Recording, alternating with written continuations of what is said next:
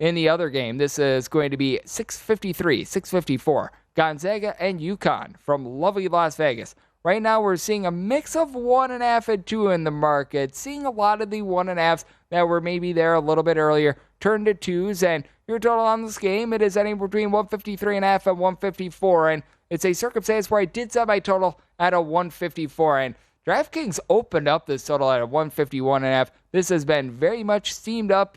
I mean, within minutes, it jumped by 2 points in a lot of spots. And at the current number that we've got in most places, right around a 153.5, I'd be willing to go over on this number, and I wouldn't be willing to go a half a point more. And I do think that UConn does reign supreme with their defense. I was talking about it in segment number 1. With UConn, they have been able to do an amazing job of hitting the glass. Out of their top 6 scorers, 5 of them give you north of 4.2 rebounds per game, and the lone exception is getting 3.8 rebounds per game in the backcourt from, I believe it's Jordan Hawkins. So you just take a look at this UConn team, and they maul down low. Now, you've got Drew Timme. He's coming off of north of 35 points, 13 rebounds in that win against UCLA, and you've got to wonder how much Gonzaga, having to come back from down double figures in the second half against UCLA, it's going to take a little bit of something out of them. It's a 48-hour turnaround, and for UConn, they did not have to really exert a lot of, shall we say, effort in that game against Arkansas because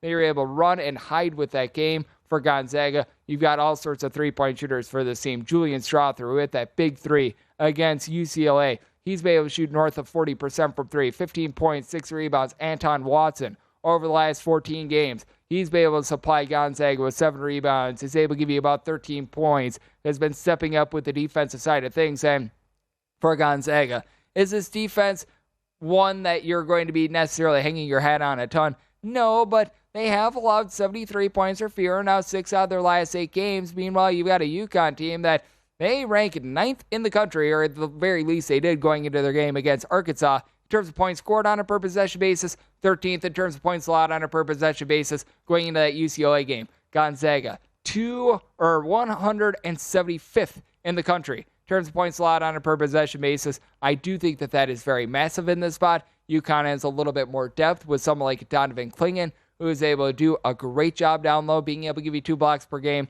UCLA, they were shorthanded, not having Adam Bona in that affair against against Gonzaga. So I do think that Gonzaga is going to have much more of a stiff test. There's no way that, in my opinion, Drew Timme is going to be able to duplicate what he did against UCLA, just because UConn, their main strength is their low post interior defense. I think that this is a little bit more of a rough matchup for Gonzaga. I set UConn as the 2.5 point favorite. Seeing this line between 1.5 and 2, I'm willing to ride with a short favorite in UConn. And at 153.5 or less, I'm going to be willing to take a look at the over as well. Visit VSiN.com to get current odds, listen for free, find showtimes, and download VSiN sports betting podcasts.